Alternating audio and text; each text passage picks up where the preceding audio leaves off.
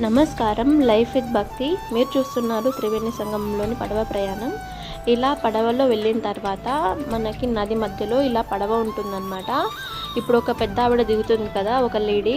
ఇప్పుడు కింద కూర్చొని కాలు పెట్టింది కదా, అక్కడే కిందికి దిగి స్నానం చేయాలి అన్నమాట. ఏం భయపడాల్సిన అవసరం లేదండి. రెండు పడవల మధ్య కింద ఒక బల్ల అనేది ఫిక్స్ చేస్తారనమాట. బల్ల మీద ఒక నెట్ ఉంటుంది, చేపల వల్ల లాగా. ఒక మనిషి భుజాల వరకు వచ్చేటట్టు ఉంటాయి అన్నమాట వాటర్ లోతు. అక్కడ అట్లా ఫిక్స్ చేశారు. మనకి సపోర్ట్ కోసం అటువైపు పడవకి ఇటువైపు పడవకి వెదురు బొంగులు ఉంటాయి కదా, అవి కూడా ఫిక్స్ చేశారనమాట. అవి పట్టుకొని దిగొచ్చు. లేదంటే ఇక్కడ వాళ్ళు ఉన్నారు కదా, వాళ్ళు హెల్ప్ చేస్తారు మనం దిగడానికి. సో వాళ్ళ చేతులు పట్టుకునైనా దిగొచ్చు అనమాట. వాటర్ మాత్రం చాలా చల్లగా ఉంటాయండి. దిగిన తర్వాత 3 లేదా 5 మునుకలు మునగొచ్చు, అది మన ఇష్టము.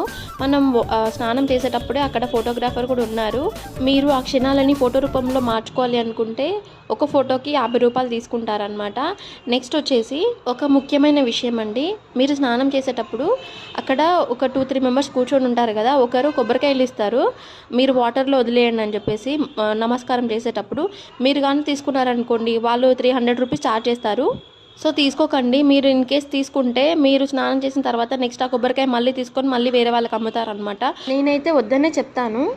నెక్స్ట్ స్నానం చేసిన తర్వాత వాళ్ళే చేతులు పట్టుకొని పైకి లాగుతారనమాట. లాగిన తర్వాత మనం ఏ పడవలో అయితే వస్తామో ఆ పడవలోనే డ్రెస్ చేంజ్ చేసుకోవడానికి, ఇప్పుడు మీకు అక్కడ కనిపిస్తుంది కదా ఎల్లో కలర్ బస్తాలాగా.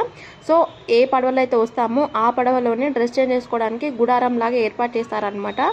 సో లేడీస్కి డ్రెస్ చేంజ్ చేసుకోవడానికి ప్రాబ్లం అనేది ఉండదు. నది స్నానం తర్వాత మీరు ఏమైనా పూజలు చేసుకోవాలి అనుకుంటే చేసుకోవచ్చు.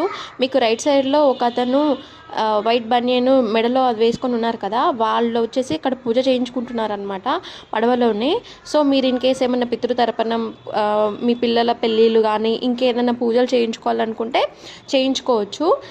ఏం లేదు అనుకుంటే మీరు పడవ ఎక్కే ముందే అక్కడ ప్రమిదలు అమ్ముతారనమాట, గంగా యమున సరస్వతికి పూజ చేయడానికి.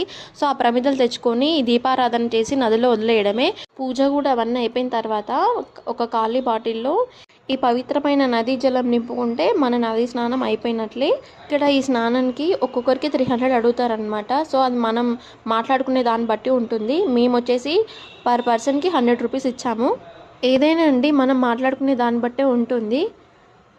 మీకు ఈ వీడియోలో ఇచ్చిన ఇన్ఫర్మేషన్ యూస్ఫుల్ అవుతుందని అనుకుంటున్నాను. వీడియో నచ్చితే లైక్, షేర్, సబ్స్క్రైబ్ మాత్రం మర్చిపోవద్దు. నమస్కారం.